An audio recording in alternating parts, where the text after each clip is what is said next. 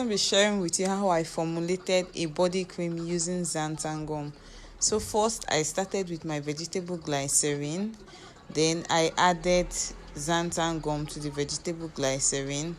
I gave it some mix, and then the reason why I used glycerin is because glycerin is an emollient. So I'm just here mixing the xanthan gum with the vegetable glycerin, allowing it to hydrate, getting rid of all the fish eye which you might get by mistake.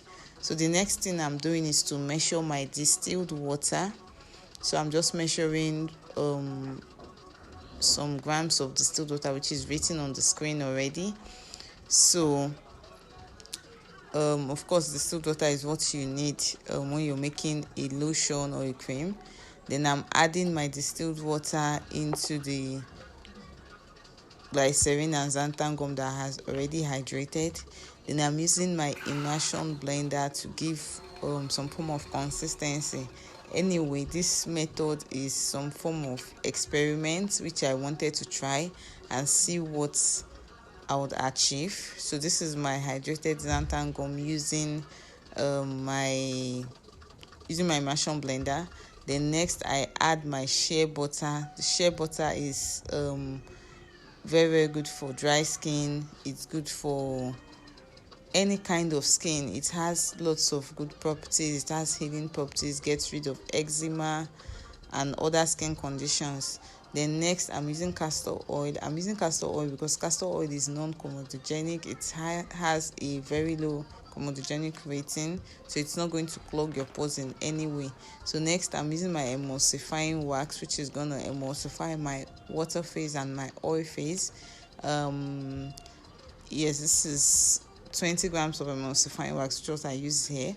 Then I'm using my stearic acid, which is a co-emulsifier to help the water and oil phase blend together a lot more. So that's just what I'm doing right now. So I'm gonna add my vitamin E oil. Vitamin E oil is an antioxidant. It's, apart from other benefits of vitamin E oil, it helps your product not to go bad, but it does not replace your preservative. So I've placed both of them in double boiler, allowing it to melt the oil phase, and of course to heat up the water phase as well. So I'm just pouring the hydrated water phase into the oil phase. This is actually a very funny process, but then at the end of the video you can tell me what you think. I don't really want to tell you how I felt about this formula at this point in time, so I just want you to keep watching and see. So I'm just stick blending. At this point I really was not sure, but of course you just need to keep trying things to see. So this is just me using hydrated glycerin and xanthan gum in my body lotion. So I'm stick blending. At this point it's beginning to cool down, so you can see that the consistency is changing. It's getting a lot more thicker. At this point there is hope. So I'm putting my Jamal Plus, which is preservative. You need to put preservative in any formulation that contains water to prevent it from going bad. So all the measurements are written on the screen. You can see everything, all the measurements I used for everything, every ingredient I added. So this is the final stage. This is what it looks like. What is my take on this? I think this should have been a good consistency for a conditioner, but not for a body lotion.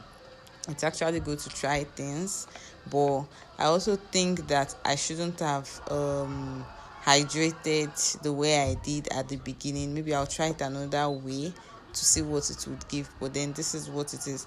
Aside from that, this body cream is very good. It has lots of good properties because of the kind of oils I used in it. It's very good. It's good for your skin. The xanthan gum is just some form of customization. That's what it is. So you can see I'm applying it on my hands, so you see what it really looks like. It's actually supposed to have its final consistency after 24 hours of sitting. as cool down face. So this is what it is. It does not clog your pores. It's really good for your skin. It's good for dry skin. Yes, especially. Thank you for